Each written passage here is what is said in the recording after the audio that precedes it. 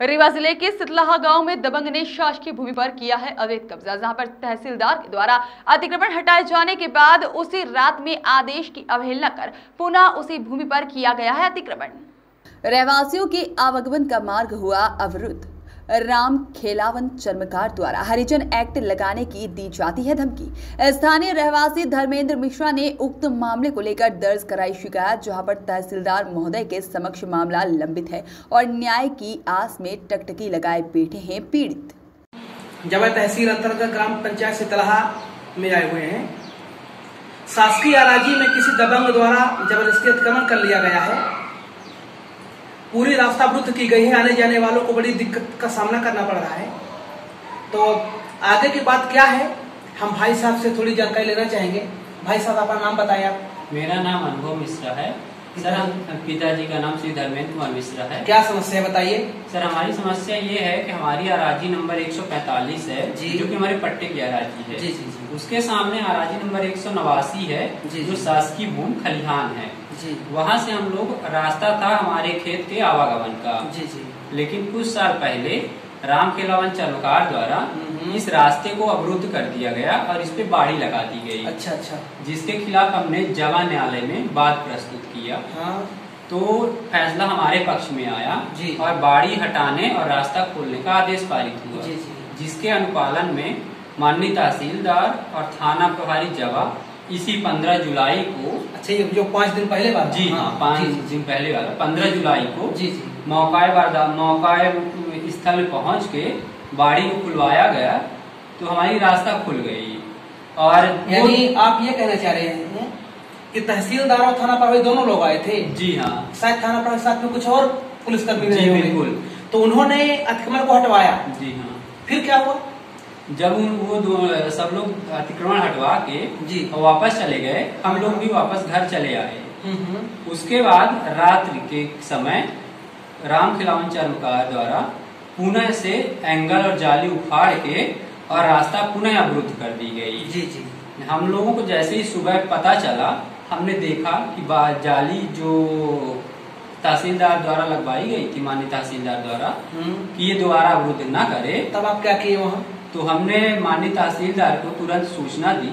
हाँ। जैसी तहसील ओपन हुई और एक लिखित में थाना प्रभारी जवा को भी सूचना दी कि आपके द्वारा हटवाया गया अतिक्रमण को पुनः अतिक्रमणकारी ने रास्ता बंद कर दिया है। अच्छा अच्छा। जी हाँ। तो ये बताएं, वो जिस रास्ते से आप गुजरते हैं, जिस रास्ते को लेकर आपका ये प्रकरण कई वर्षों से लंबित है, आप उसकी समस्या समाधान करवाने के लिए तहसीलदार को बुलाए, थाना प्रभारी जी आए, तो वो आप कहाँ जाने की रास्ता है? यानी उस रास्ते से आप हमेशा गुजरते हैं कि कभी कभी गुजरते हैं कि आपके साथ और ग्रामवासियों को दिक्कतों का सामना तो करना ही पड़ता होगा, क्योंकि जब वो सरकारी अराजी है तो अब वो जो सरहंग है, राम खिलावन नाम है, वो क्या कहता है? अब क्या कहता है?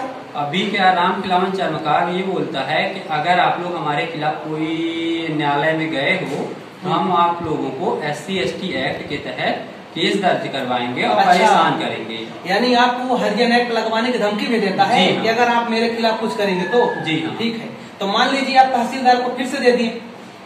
अब जब उस व्यक्ति ने, उसका हौसला इतना बुलंद है, उसकी दबंगई इतनी ज्यादा फैली हुई है, तो दोबारा उनके आदेश को फिर से न माने, मान लीजिए वो आते हैं आपके आदेश मतलब आवेदन पर, फिर से हटवाते हैं।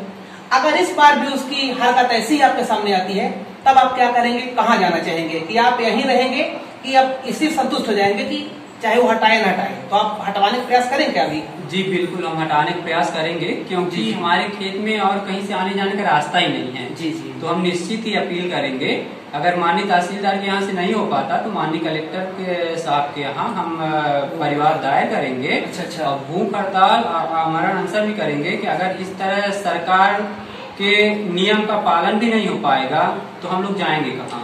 देखिए, ये भाई साहब अनुभव मिश्रा जी अभी ये अपनी बात बहुत दुख के साथ रख रहे हैं कि यहाँ लोगों का आतंक इतना ज्यादा फैल चुका है कि आम आदमी की तो बात ही नहीं, न्यायालय की बात वो भी मानने के लिए तैयार नहीं है।